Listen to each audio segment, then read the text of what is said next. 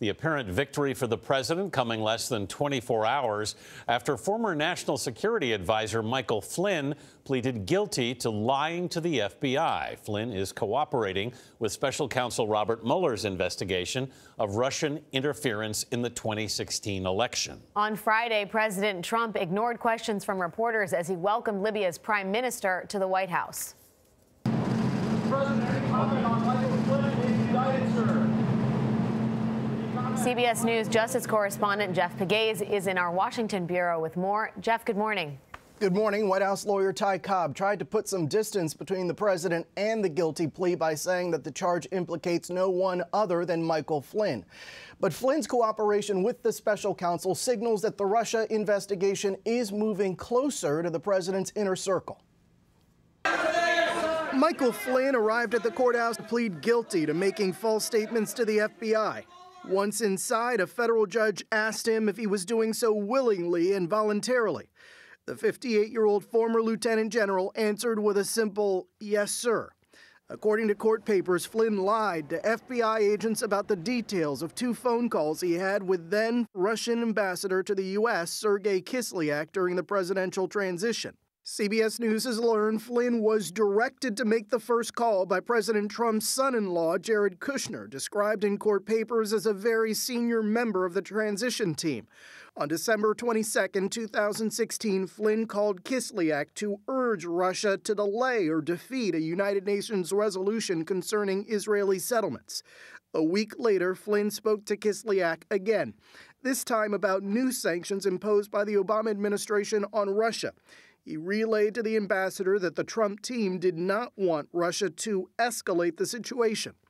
Flynn made that call after consulting with someone court papers identify as a senior transition official. CBS News has learned that was Flynn's deputy, KT McFarland. After the second Kislyak call, Russian President Vladimir Putin announced that he would not retaliate for the U.S. sanctions. And President-elect Trump tweeted Putin was very smart. All right, lock her up.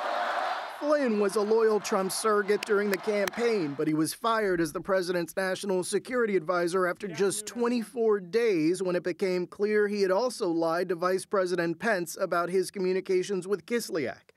Pence had publicly said they did not discuss sanctions. It was strictly coincidental that they had a conversation. They did not discuss anything having to do with the United States' decision to expel diplomats or impose a censure against Russia. Flynn's plea deal with the special counsel's office requires him to cooperate with the investigation.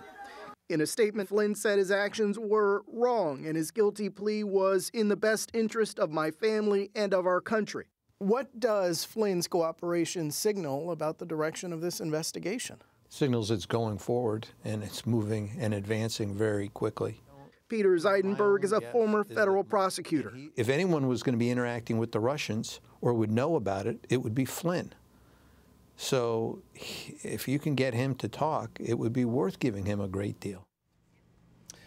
Considering the allegations against him, this was a good deal for Flynn, who might have otherwise faced decades behind bars. He was under scrutiny for other alleged crimes, including failing to disclose payments from Russian-backed companies and trying to orchestrate the kidnapping of a Turkish cleric in exchange for $15 million.